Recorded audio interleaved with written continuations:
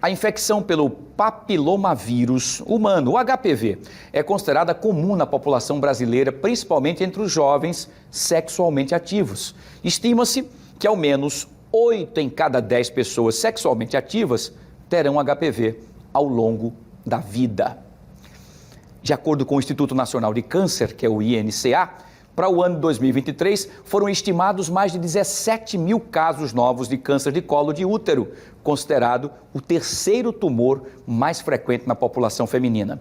E ainda segundo os dados divulgados pelo INCA, anualmente são registrados mais de 30 mil novos casos de tumores do sistema reprodutivo no país, atingindo homens e mulheres de diferentes idades. É sobre esse assunto que eu converso a partir de agora com a médica infectologista, doutora Luciana Pacheco, no nosso Explica Pra Gente, que está no ar.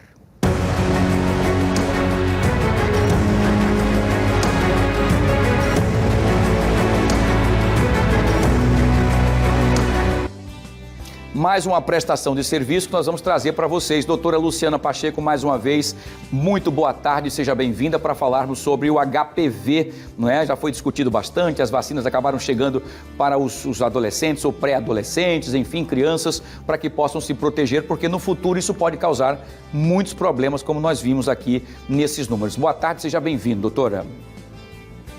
Boa tarde, Wilson, boa tarde a todos os telespectadores. É isso, Wilson. O HPV hoje ele é considerado a principal infecção sexualmente transmissível. É o vírus que mais causa câncer no aparelho reprodutor. Então, a gente já conhecia muito bem o HPV causando câncer de útero, mas não se sabia a repercussão que poderia também ter no sexo masculino, porque ainda existe muito tabu, né, com relação a isso. O homem nunca procura, de fato, tanto o médico como o sexo feminino. E, então, assim, não se sabia muito essa intensidade da doença nos homens. Foi feito um estudo recentemente no sul do país, mostrando que tanto homem como mulher, igualmente, eles podem ter infecção pelo HPV.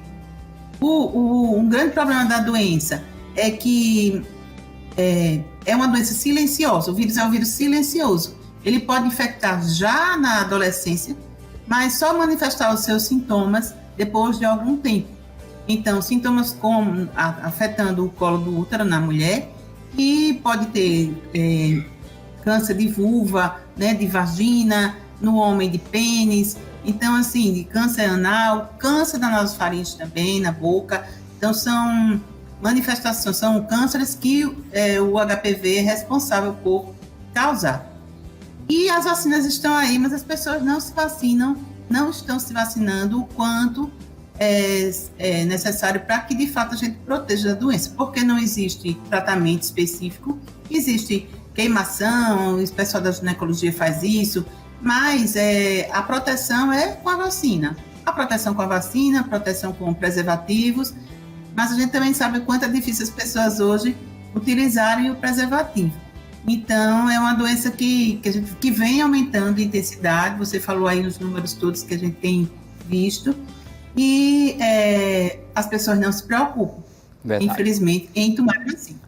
Isso, tomar vacina e tomar as precauções também na hora do ato sexual com aquelas pessoas que você conheceu faz pouco tempo e não sabe o histórico de vida dessas pessoas. É um risco muito grande. Vamos para as perguntas dos nossos telespectadores que querem participar desse bate-papo. Quem quer fazer a primeira pergunta e faz a primeira pergunta é a Raquel Lima, doutora. Ela pergunta o seguinte: doutora Luciana, os homens infectados pelo HPV apresentam sintomas ou só as mulheres?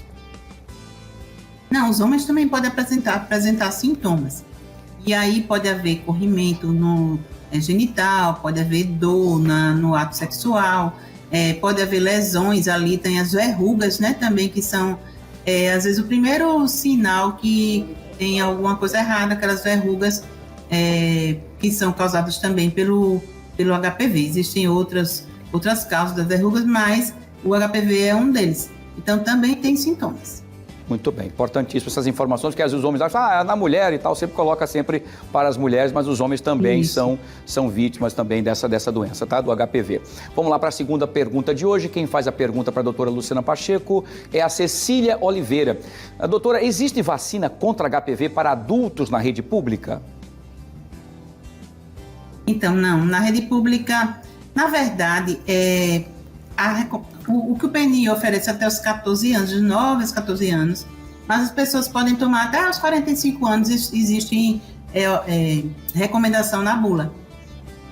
Eu vou ficar devendo essa resposta afirmativa de que não está se fazendo depois dos 14 anos na rede pública, porque a última vez que eu vi, não.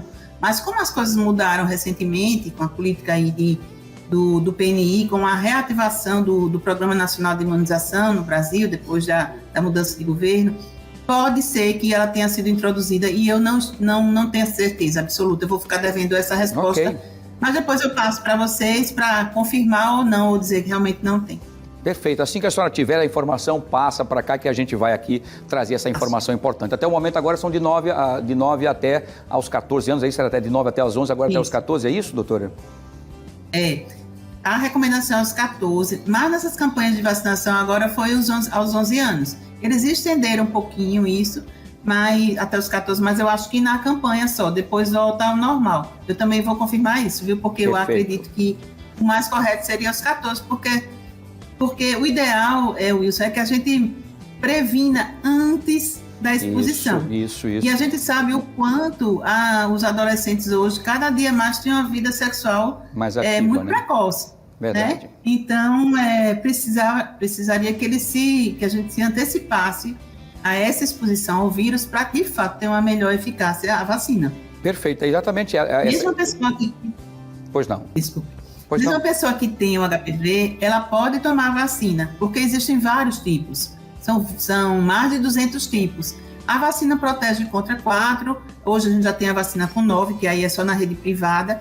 Então, assim, a pessoa pode ter mais de uma infecção. Então, é interessante, mesmo que tenha tido uma infecção por um tipo de HPV, que se vacine, porque pode se estar protegendo contra os outros tipos. Maravilha, excelente. A gente fica então aguardando então essas informações e vamos atualizar como prestação de serviço precisa, doutor. É assim que a gente tem que fazer mesmo, para perfeito saber detalhes, que essa dinâmica ficou agora na vacinação bastante, aliás, já era, nós tivemos uma dificuldade, né, no Programa Nacional de Imunização, e agora com a mudança de governo houve um dinamismo, né? Então por isso que é importante a gente poder ter certeza dessa idade, se avançou para os 14, se tem para o adulto, se foi liberado para o SUS, se não foi, e é isso que a doutora vai trazer. Obrigado, doutora Luciana, mais uma vez, uma boa semana, bom feriado no meio da semana aí e até a próxima, se Deus quiser. Até a próxima, boa semana para todos e quem tem aí seus adolescentes, procurem o posto para tomar vacina. A vacina no começo, ela causou medo, que os adolescentes têm mais dificuldade de serem vacinados que as crianças pequenas, porque eles já têm uma compreensão maior, sabe que vão receber uma furadinha, né, e tal. Então, às vezes, no momento da introdução da vacina, aí as meninas desmaiavam e tal, mas não ficou comprovado de nenhuma dessas causas ter sido, de fato, pela substância da vacina. Foi mais pelo emocional. E aí aquilo ali gerou um problema, um medo muito grande, também, isso né? cai na imprensa, né, e as redes sociais hoje, elas servem também para passar o que não é o bom. Mas os eventos adversos são pequenos, geralmente no local da aplicação, sem maior repercussão. E aí é preciso que realmente a gente utilize essas vacinas para se proteger mais adequadamente possível. Muito bem, doutora, recado dado, muito bem. Boa semana, saúde, sucesso e até a próxima, se Deus quiser. Doutora Luciana Pacheco, infectologista. Um abraço grande, boa tarde, doutora. Obrigado. Aqui no nosso Explica Pra Gente, prestação de serviço pura aqui no nosso Fenômeno Fica Alerta, tá bom? Muito bem. E é sempre essas vacinas entre 9, 11, 12, 13 anos, que é antes que as crianças tenham as suas atividades sexuais para proteger quando elas estarem protegidas com a vacina. Por isso, papais e mamães, incentive-os e leve-os para vacinar, tá bom?